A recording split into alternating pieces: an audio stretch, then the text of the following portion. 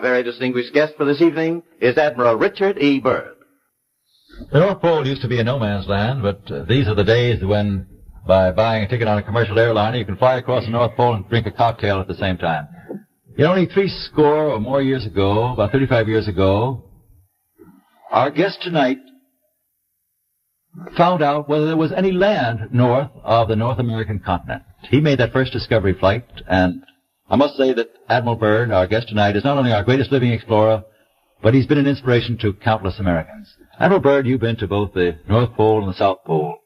Is there any unexplored land left on this earth that might appeal to adventurous young Americans?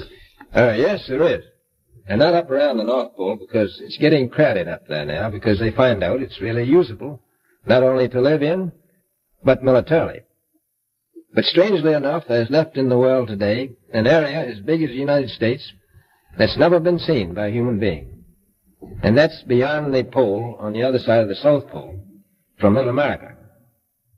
And I think it's quite astonishing that there should be an area as big as that unexplored. That's a tremendous... So there's a lot of adventure left down at the bottom of the world. Well, Admiral, do you hope to see that? I do.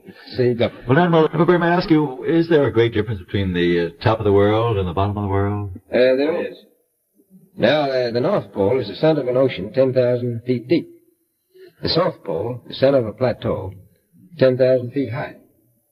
The North Polar Sea is surrounded by continents slightly frozen. The Antarctic continent is surrounded by a belt of ice. Frozen seas are at least 1,200 miles thick. Now, the South is a plateau. It gets, in some places, 14,000 feet up. I've been over areas about 13,000. And it's a little bit chilly up there. So there's that big difference